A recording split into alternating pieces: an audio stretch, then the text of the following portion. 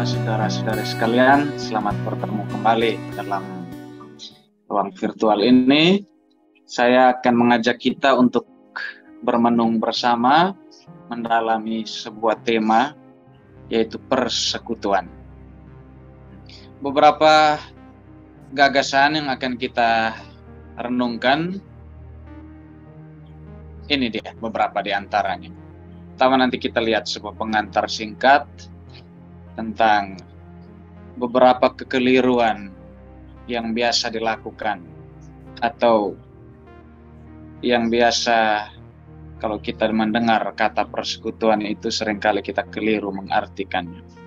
Maka berikutnya nanti kita akan lihat apa itu persekutuan, lalu persekutuan yang sejati, apa bedanya dengan persekutuan yang palsu.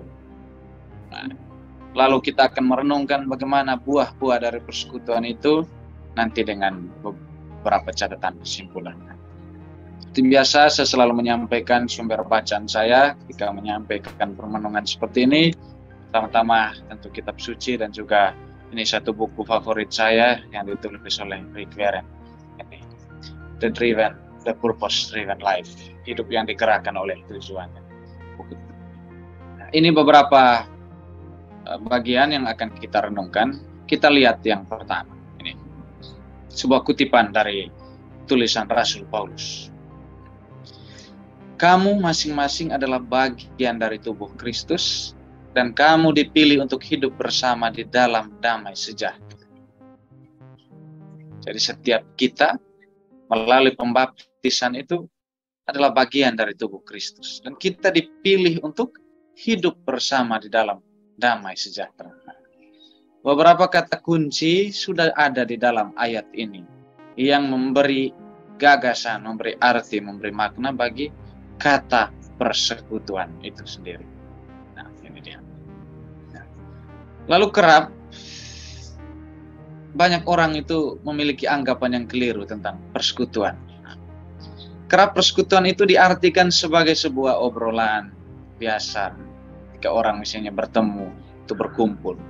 Atau ketika orang bersosialisasi, atau orang kerap mengartikan persekutuan itu sebagai kegiatan makan bersama, atau arisan bersama, maupun kegembiraan yang dilakukan bersama. Kegembiraan bersama. Ini beberapa anggapan yang sebetulnya belum menyentuh inti terdalam dari makna persekutuan itu. Dan juga ternyata persekutuan itu bukan sekadar doa bersama. Bukan sekedar mengkhususkan waktu untuk berkumpul, untuk berdoa bersama, atau berziarah bersama. Ternyata lebih dalam dari itu persekutuan. Nah, kalau begitu, apa arti dari persekutuan? Pertama-tama, kata kuncinya adalah ini, menjalani kehidupan bersama-sama. Jadi lebih dari sekedar karena kecocokan peristiwa, atau kesamaan waktu, atau kebetulan dalam momen. Tetapi secara bersama-sama menjalani kehidupan. Ini yang disebut persekutuan. Maka kita ingat yang sekarang seringkali diungkapkan secara khusus dalam tema APP Keuskupan Agung Medan ini, yaitu tentang persekutuan gereja sebagai persekutuan umat beriman. Kata yang disinonimkan ini adalah sinode yang belakangan kerap disuarakan oleh Paus Fransiskus. Sinode itu sinonim dengan persekutuan. Sin dari bahasa Yunani, bahasa Latin. Sin bersama, odos jalan, berjalan bersama. Berjalan bersama, menjalani kehidupan bersama-sama. Sama-sama berjalan dalam iman, dalam persekutuan, dalam komunitas gereja. Inilah yang disebut persekutuan. Ini beberapa penggambaran ideal. Lalu persekutuan itu juga adalah ketika kita mengasihi dengan tidak mementingkan diri. Itulah juga sebuah persekutuan.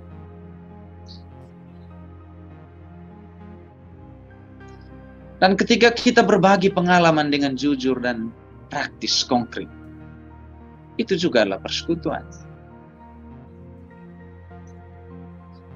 dan ketika kita memberi dengan berkorban, saling memaafkan dan penuh simpati. Inilah inti dari persekutuan yang sudah kita hidupi sebetulnya.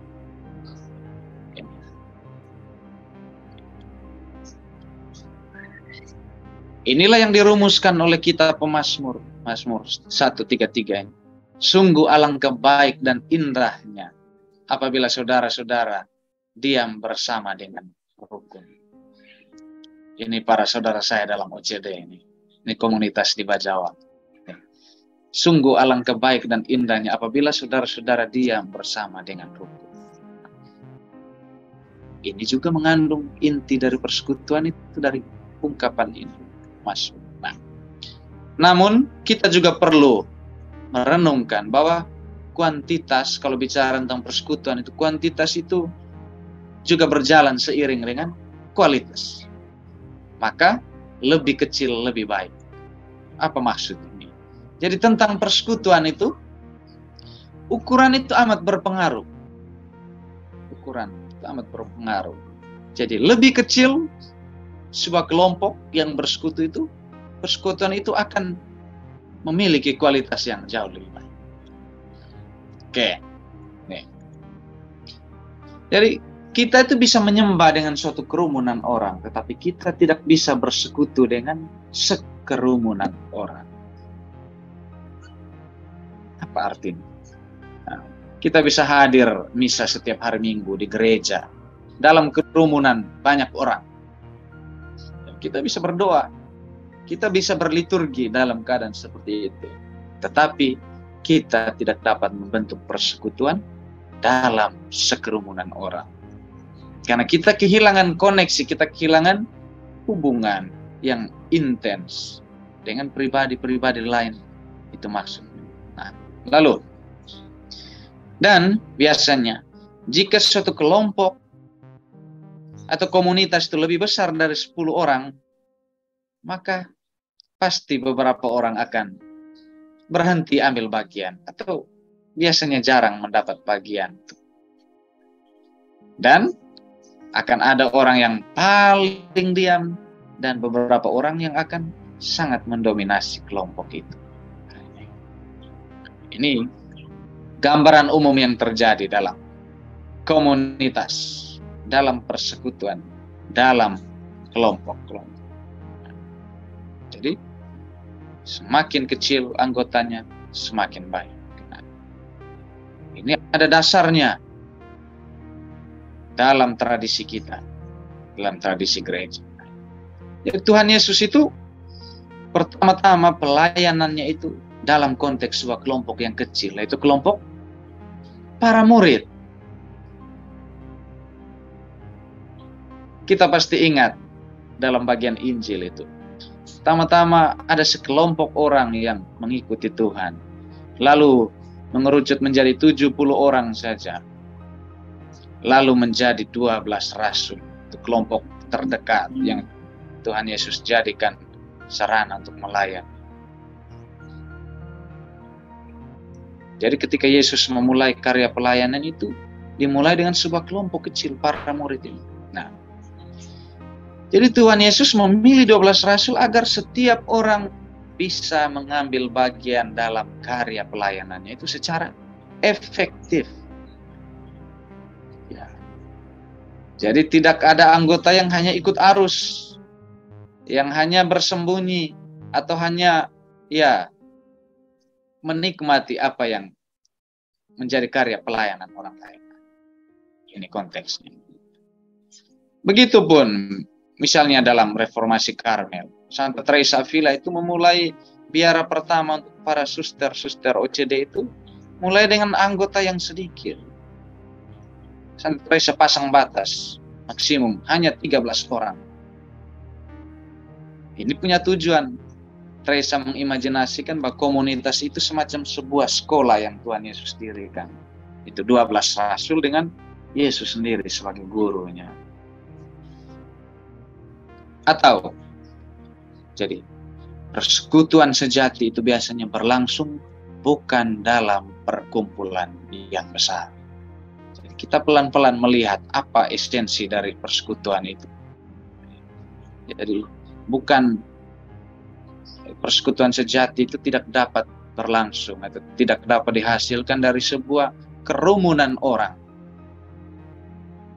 tetapi dari satu interaksi yang intens dengan sekelompok kecil orang. Ini dia. Nah, saya mau menyampaikan sebuah analogi demikian. Jadi gereja ini sebagai sebuah perkumpulan besar, betul kita memiliki begitu banyak anggota. Gereja itu ibarat sebuah kapal besar. Tetapi kelompok-kelompok kecil atau komunitas-komunitas dalam gereja itu ibarat skoci-skoci penyelamat yang melekat di kapal itu.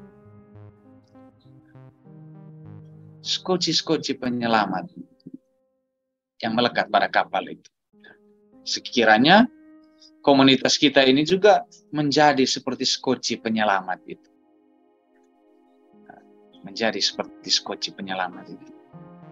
Penyelamat bagi siapa? Bagi mereka yang tidak tahu di mana mereka harus menemukan komunitas atau di mana mereka menemukan kapalnya.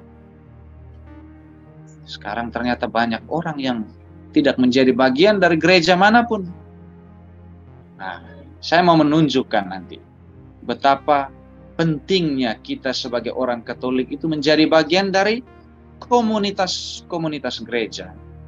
Dari yang paling kecil sampai yang paling besar itu tingkat paroki. Jadi ingat, nah ini. Jadi ingat yang ini, poin ini menjadi kata kunci atau menjadi konsekuensi dari gagasan yang lebih ideal tadi yang di awal kita renungkan. Jika Anda Katolik, maka Anda harus melekat pada kelompok beriman yang lebih kecil. Itu dimulai dari keluarga, dari komunitas umat basis, lingkungan, stasi, dan paroki. Sehingga agak sedikit tidak lazim kalau kita dengar seorang itu mengaku Katolik, ketika ditanya, Bapak atau Ibu warga paroki mana atau umat paroki mana? Wah, tidak tahu pastor, tidak tahu diakon. Nah, inilah kacang. Artinya dari segi ini saja, hakikatnya seorang Katolik yang bersekutu itu, dia hanya harus punya komunitas yang konkret yang di mana dia bergabung. Dia harus menjadi bagian dari satu lingkungan umat beriman, satu komunitas umat beriman di mana dia tinggal. Nah, gitu. Betul bahwa ketika kita merayakan perayaan Ekaristi dalam tradisi Katolik, kita masuk ke gereja Katolik mana saja, kita mengikuti misa yang sama. Tetapi sebagai bentuk praktis dari hidup kita sebagai umat beriman yang bersekutu itu, kita harus menjadi bagian dari paroki tertentu, dari stasi tertentu, dari lingkungan tertentu.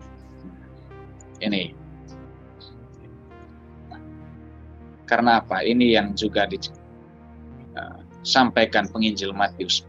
Sebab di mana 2 atau 3 orang berkumpul dalam namaku, di situ aku ada di tengah-tengah mereka. Jadi setiap perkumpulan persekutuan yang kita bangun, yang kita usahakan, itu sebetulnya kita juga sedang mengusahakan kehadiran Kristus di tengah-tengah kita. Dan ternyata kita tidak dapat bersekutu hanya dengan diri kita saja.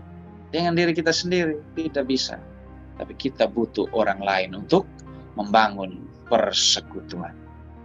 Ini. Lalu kita melihat, ternyata ada persekutuan yang sejati, yang sesungguhnya, dan juga ada persekutuan yang semu, yang palsu. Apa bedanya? Kita lihat satu persatu. Jadi persekutuan yang sejati itu adalah tindakan berbagi pengalaman secara sungguh-sungguh dari hati ke hati. Ketika kita sudah mulai membagikan pengalaman kita secara sungguh, berbagi bukan hanya sukacita, tetapi juga duka cita dan pergumulan secara sungguh-sungguh, kita sedang menghidupi suatu persekutuan yang sejati. Ketika orang bersikap jujur mengenai siapa mereka dan apa yang terjadi dalam kehidupannya, maka di sana ada persekutuan yang sejati yang sedang dibentuk. Ketika kita menceritakan luka-luka hati kita kepada orang lain, mulai menyatakan perasaan-perasaan mereka, mengakui kegagalan-kegagalan dalam persekutuan itu, mengungkapkan kebimbangan, mengakui kelemahan yang ada dalam diri, maupun memohon bantuan serta doa dari sesama kita dalam satu komunitas ini, kita sedang menghidupi satu persekutuan yang sejati. Gereja ini amat kaya, begitu banyak kelompok-kelompok kategorial yang menjadi seperti apa? Seperti skoci-skoci penyelamat tadi. Yang pada akhirnya membawa orang kepada persekutuan gereja yang lebih luas lagi secara lebih baik dan sungguh-sungguh. Jadi ketika kita punya dasar penghayatan dalam satu kelompok, satu komunitas yang lebih kecil, maka kita akan menjadi anggota gereja yang sungguh-sungguh. Menjadi bagian dari gereja yang hidup dalam komunitas-komunitas biara begitu, dalam komunitas-komunitas keluarga, atau dalam komunitas seperti LPF. Ini adalah bagian dari usaha untuk membangun persekutuan yang sejati. Lalu bagaimana dengan persekutuan yang palsu? Ternyata ada juga. Ya. Secara sederhana kebalikan dari yang sejati sebetulnya. Itu yang palsu. Jadi ketika tidak ada kejujuran dan kerendahan hati dalam sebuah relasi, dalam komunitas, kita sedang membentuk persekutuan yang palsu. Ada kepura-puraan, sandiwara, bahkan kesopanan palsu. Dan percakapan-percakapan yang dangkal. Ya mungkin ini agak sedikit keras, tetapi kerap ini juga terjadi dalam persekutuan yang mungkin kita usahakan, kita bangun. Kalau muncul tanda-tanda semacam ini, kita tidak sedang menghidupi suatu persekutuan yang semestinya, persekutuan yang sejati, tapi kita sedang bersembunyi di balik yang kita sebut persekutuan, tetapi bukan persekutuan yang sejati. Ketika orang-orang memakai topeng dan bertindak seolah-olah segala sesuatu menyenangkan dalam kehidupannya, ini juga dia menghidupi persekutuan yang palsu. Hanya mau berusaha menampilkan yang terbaik saja, tapi menyembunyikan pergumulannya. Dia tidak sedang membantu persekutuan. Dalam skala yang lebih konkret lagi, misalnya dalam keluarga, antara bapak dan mama, antara seorang istri dan suami, orang tua dan anak-anak. Ketika kita hanya berusaha untuk menyenangkan satu sama lain saja, tanpa mau terbuka bahwa kita memiliki pergumulan yang butuh dibantu, kita tidak sedang membentuk persekutuan dalam keluarga yang sejati. Sampai kapan kita bisa menyenangkan orang? Ternyata, bahkan dengan hal yang baik pun, kita tidak selalu bisa menyenangkan orang lain. Ini pun berlaku sama. Jadi sikap-sikap seperti ini justru menunjukkan kematian dari persekutuan yang sejati. Tadi ada kepura-puraan, kesopanan palsu, percakapan yang dangkal tadi, tiadanya kejujuran dan kerendahan hati. Itulah sikap-sikap yang membuat kita justru mematikan persekutuan yang sejati. Lalu, jadi hanya bila kita terbuka tentang kehidupan kita, barulah kita mengalami persekutuan yang sejati itu. Kita ingat bahwa ternyata ketidaksempurnaan itulah yang membentuk komunitas. Kelemahanlah yang membentuk persekutuan. Keterbatasanlah yang menimbulkan kebergantungan kita terhadap orang lain. Ternyata ketidaksempurnaan, kelemahan, keterbatasan itu juga dibutuhkan.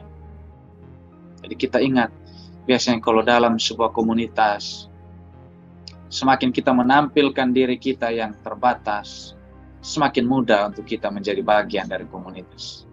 Tapi semakin kita hanya menampilkan keunggulan, justru hanya apa yang terjadi? Hanya persaingan yang timbul di sana. Jadi, kelebihan bisa menimbulkan persaingan, tapi kekurangan, keterbatasan bisa membentuk komunitas. Lalu berikut kita merenungkan apa yang menjadi buah-buah konkret dari persekutuan itu. buah konkret. Nah, nanti kita akan melihat 3 hal. Pertama, buahnya orang mengalami kebersamaan. Lalu juga orang mengalami simpati. Dan orang mendapat belas kasih. Buah-buah dari persekutuan. Kita akan renungkan satu persatu secara singkat dan praktis.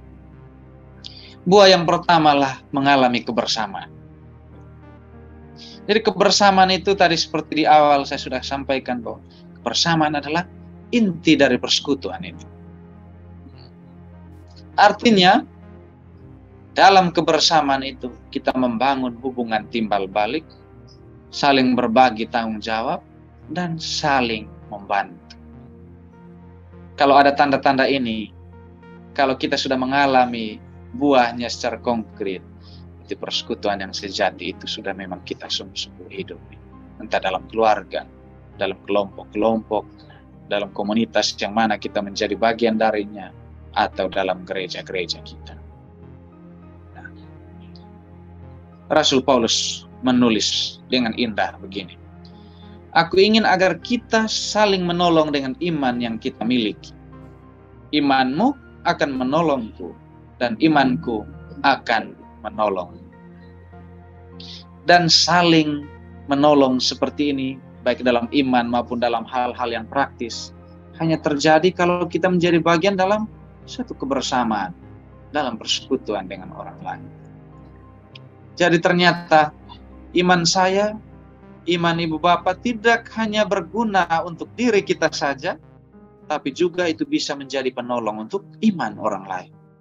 Begitupun dengan iman orang, kedewasaan orang dalam kerohanian, itu menjadi berkat, menjadi rahmat juga untuk kita-kita ini. Ini nasihat yang sangat baik dari Rasul Paulus. Bahwa aku ingin agar kita saling menolong dengan iman yang kita miliki.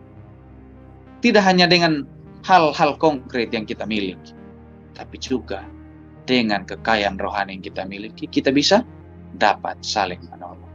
Dan ini hanya terjadi ketika kita sungguh-sungguh mengalami kebersamaan. Jadi iman kita bertumbuh bila orang lain berjalan bersama kita dan memberi kita dorongan. Memberi kita dorongan. Ini juga salah satu manfaat lain dengan kita menjadi bagian dari salah satu komunitas. Ketika kita memasukkan diri kita dalam kelompok-kelompok kategorial gereja, itu secara tidak langsung ketika kita bergabung, kita datang mau memohon bantuan dari orang lain supaya kita sama-sama maju, sama-sama bertumbuh dalam kerohanian kita. Kita tidak menjadi anggota karena kita sudah sangat maju, tidak. Justru karena kita ingin maju, kita ingin bertumbuh, kita ingin berkembang. Dan dalam komunitas-komunitas seperti itulah baru kita saling menolong, saling mendorong, saling membantu. Lalu buah yang kedua, dalam persekutuan orang mengalami simpati. Jadi simpati itu bukan sekedar memberikan nasihat atau menawarkan bantuan cepat, bantuan instan yang kadang hanya basa-basi saja terhadap satu kemalangan yang orang lain alami. Bukan seperti itu yang dimaksud. Jadi simpati yang dihasilkan dari sebuah persekutuan sejati itu adalah ketika kita sungguh-sungguh masuk dan turut merasakan penderitaan orang lain. Itu simpati yang sesungguhnya. Jadi 2 kebutuhan dasar yang manusia itu, yang pertama kebutuhan untuk dipahami, untuk dimengerti, dan kebutuhan agar diterima. Dengan kita bersimpati, maka kita membantu orang-orang yang mana kita bersimpati dengannya itu memenuhi 2 kebutuhan dasar mereka. Itu kebutuhan untuk bisa dipahami. Ketika kita membuka diri untuk bersimpati terhadap orang, berarti kita memenuhi kebutuhan orang itu supaya bisa dipahami perasaan-perasaan, supaya bisa diterima perasaan dan pengalaman-pengalaman. Itulah buah dari simpati. Jadi dengan menerima dan memahami perasaan-perasaan seseorang, kita sedang membangun persekutuan. Kalau kita mulai duduk dan mendengar orang punya curhat, pergumulan-pergumulan dia mulai ceritakan, lalu kita berusaha menerima dan memahami apa yang dia rasakan, kita sedang membangun persekutuan yang sejati. Itulah yang Rasul Paulus tulis. Bertolong-tolonglah menanggung beban, demikianlah kamu memenuhi hukum Kristus. Galatia bab 6 ayat 2. Bertolong-tolong menanggung beban itu tidak hanya secara material, tidak hanya sesuatu yang kita beri secara fisik, tidak. Tetapi waktu, telinga, hati, perasaan kita, itu kadang-kadang menjadi satu pemberian yang jauh lebih bernilai dari sekedar sesuatu yang bisa dinilai dengan rupiah. Ini simpati yang kita berikan. Ini satu kekayaan yang sekali kita beri, kita tidak bisa menarik kembali. Karena kalau kita pinjamkan uang kan pasti biasanya kembali, bahkan kembalinya dengan bunganya lagi. Tapi ketika memberi perhatian, memberi simpati kita kepada orang, memberi waktu pada orang yang membutuhkan, pemberian itu tidak dapat kita tarik kembali. Tapi suatu pemberian yang memang bernilai sungguh-sungguh. Dan buah persekutuan yang ketiga adalah memperoleh belas kasihan. Jadi persekutuan itu, dalam persekutuan ada tempat untuk kasih karunia dan belas kasihan atau pengampunan. Orang yang sungguh-sungguh bersekutu itu memiliki kasih dan belas kasihan terhadap sesamanya. Dia memiliki cukup kerendahan hati dan kesabaran. Dengan kerendahan hati dia bisa menerima kekurangan dirinya. Dengan kesabaran dia bisa menerima bahwa orang lain pun punya kekurangan. Dia bisa menerima kekurangan orang lain kalau dia memiliki kesabaran. Nah, dan kalau orang memiliki belas kasihan, maka kesalahan-kesalahan yang dimiliki orang lain itu tidak mudah untuk dicari-cari lagi, diungkit-ungkit lagi, tetapi dihapuskan dengan segera. Dalam persekutuan, belas kasihan itu menang atas keadilan. Apa bedanya? Belas kasihan itu dia tidak memperhitungkan seberapa bersalahnya orang itu, tetapi dia fokus untuk memperbaiki relasi. Tetapi keadilan kadang menuntut apa yang kita alami supaya orang juga alami. Ya, mata ganti mata, gigi ganti gigi. Dan dalam persekutuan sejati, belas kasihan itu selalu lebih besar dan bahkan menang atas keadilan. Jadi kita semua membutuhkan belas kasihan karena kita pasti akan tersandung dan jatuh serta membutuhkan pertolongan. Bagian ini sama mengajak kita untuk merefleksikan bahwa ketika kita bermurah hati terhadap kesalahan orang, ini sebagai peringatan atau sebagai cara kita untuk waspada bahwa pada saatnya kita pun akan jatuh juga, dan kita pasti mengharapkan pintu maaf dari orang lain. Di sini. Jadi kita perlu saling memberikan belas kasihan dan pengampunan, tetapi juga bersedia menerimanya dari orang lain. Ini dua arah. Selain kita harus memiliki kerelaan hati untuk memberikan pengampunan, memberikan belas kasihan terhadap orang yang membutuhkan, tapi juga kita harus juga bersedia menerimanya dari orang lain. Artinya apa? Kita juga harus bersedia untuk memohon maaf. Jadi tidak hanya kita dituntut untuk bisa memaafkan, tetapi juga kita memiliki kerendahan hati untuk memohon maaf, memohon ampun untuk suatu kesalahan yang kita lakukan. Sini.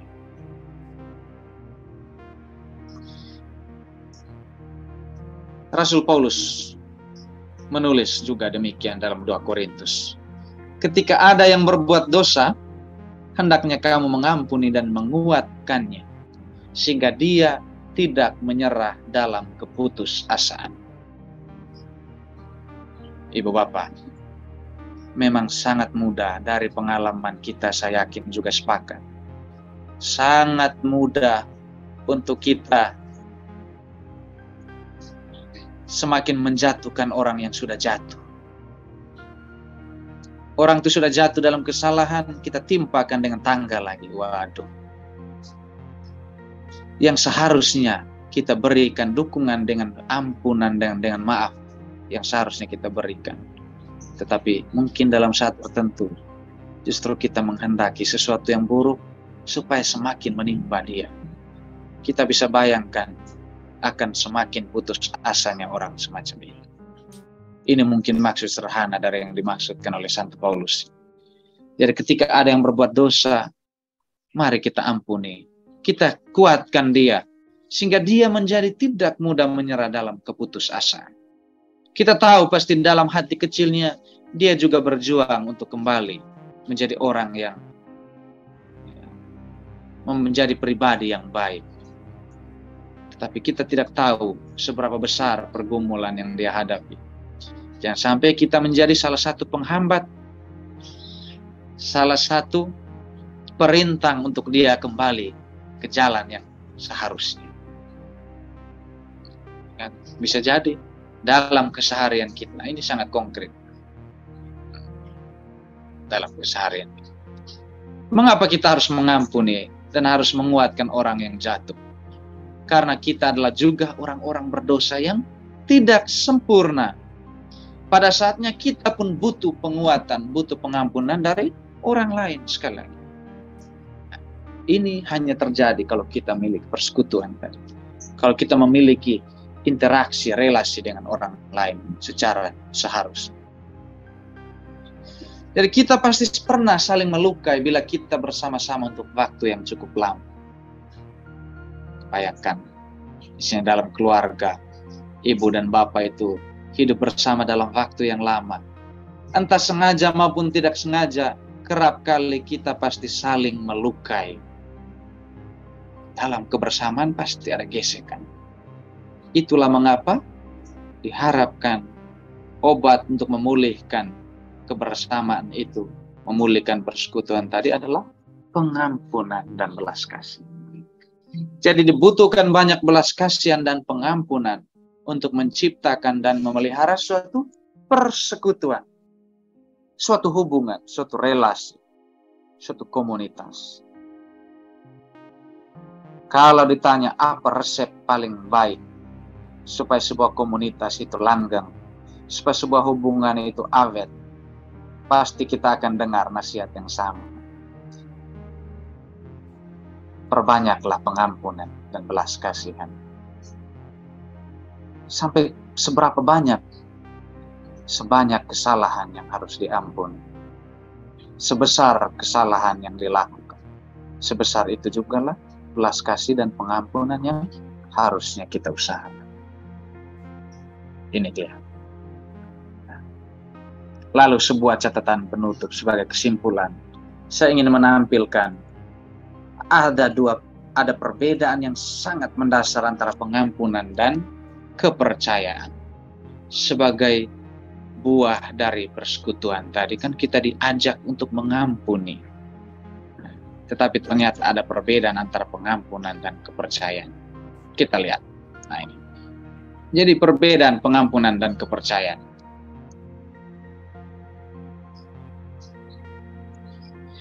Pengampunan itu berkaitan dengan masa lalu. Sesuatu yang harus kita lepaskan. Sepakat ya? Pengampunan adalah melepaskan masa lalu. Tetapi kepercayaan berkaitan dengan perilaku masa depan. Kita mengampuni untuk suatu hal yang sudah terjadi di waktu yang sudah lalu.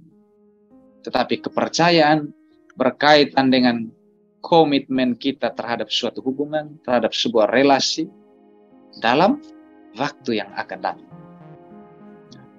Biasanya dihadapkan satu kesalahan, kita diuji dalam dua hal ini. Apakah kita bisa mengampuni dan bisa mempercayakan lagi orang-orang itu atau tidak. Nah, lalu pengampunan harus dilakukan segera. Entah seseorang itu memintanya atau tidak. Harus segera kita lakukan. Entah orang itu minta maaf atau tidak. Karena pertama-tama bantuan dari pengampunan yang kita lakukan adalah bantuan terhadap diri kita sendiri. Membebaskan diri kita dari dendam. Dari perasaan selalu memikirkan orang itu, padahal dia sudah enak-enak di sana, pikirkan lagi hal yang lain. Sementara kita masih terbebani dengan hal yang mungkin dia lakukan, tetapi dia tidak lagi mengingat. Jadi pengampunan harus dilakukan segera, entah seseorang memintanya atau tidak. Sementara kepercayaan itu biasanya harus dibangun kembali bersama waktu. Kepercayaan membutuhkan catatan kinerja, membutuhkan pembuktian. Apakah orang ini bisa untuk kita percaya lagi atau tidak? Sehingga sekarang Ibu Bapak kita tidak perlu khawatir kalau mungkin kita menjadi semakin sulit untuk percaya dengan orang tertentu. Tidak apa-apa, itu wajar. Karena kepercayaan perlu dibangun kembali bersama waktu. Tetapi kita diminta untuk segera mengampun. Pengampunan tidak bisa ditunda. Tetapi kepercayaan kita bisa harus membutuhkan bukti tambahan. Apakah orang itu layak untuk kembali dipercaya atau tidak? Tetapi dia layak untuk diampuni. Meskipun untuk kita mempercaya kembali sulit. Dan dibutuhkan catatan kinerja. Dibutuhkan bukti lain bahwa dia memang benar-benar bisa untuk kembali dipercaya.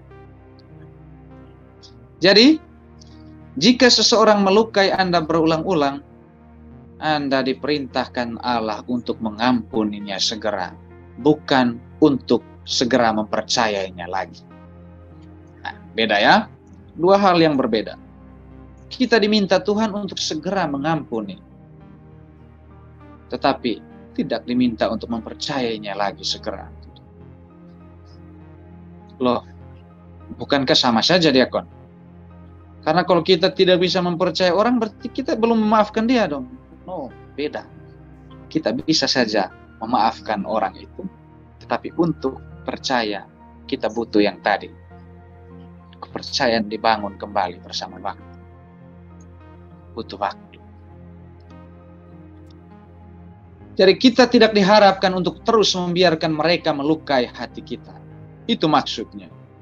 Kenapa kita tidak boleh segera mempercayai orang yang terang-terangan berulang kali menyakiti kita? Supaya apa? Supaya kita terlindungi dari perasaan terluka karena hal yang sama tadi. Oleh orang yang sama. Tetapi kita diminta untuk mengampuni segera, tanpa harus mempercayainya. Jadi mereka harus membuktikan terlebih dahulu bahwa mereka telah berubah bersama waktu. Barulah kepercayaan itu kita berikan lagi. Pengampunan tadi harus segera kita lakukan, tetapi kepercayaan bisa kita berikan lagi. Kalau orang itu membuktikan bahwa dia telah berubah bersama waktu. Sekiranya waktu yang merubah dia. Ini memang dukanya menjadi orang Kristiani kadang begini ya.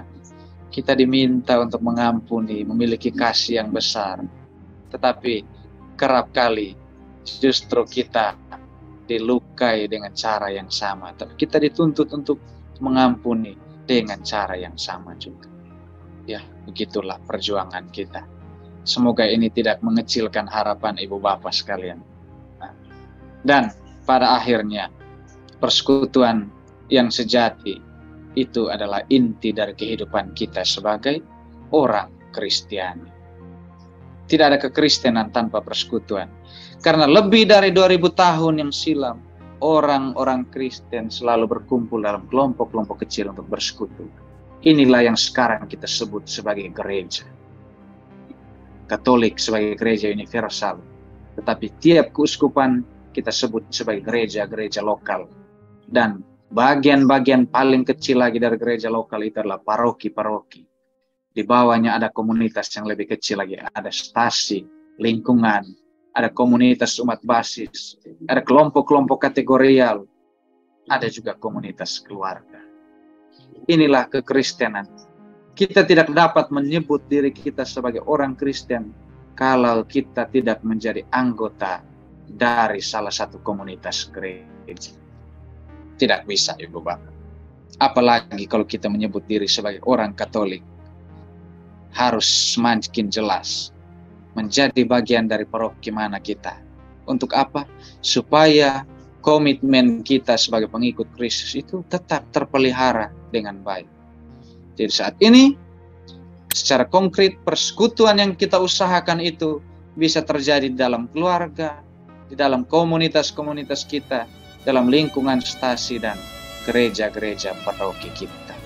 Inilah persekutuan yang sejati yang bisa kita usahakan, yang bisa kita hidupi. Itu saja yang bisa saya bagikan dalam permenungan ini. Terima kasih telah cukup bersabar. Sekian.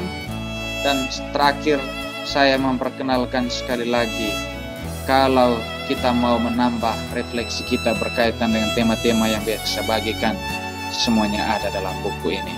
Kebetulan stok masih ada, boleh dipesan melalui penerbit Canisius setelah jawabannya. Terima kasih, saya kembalikan ke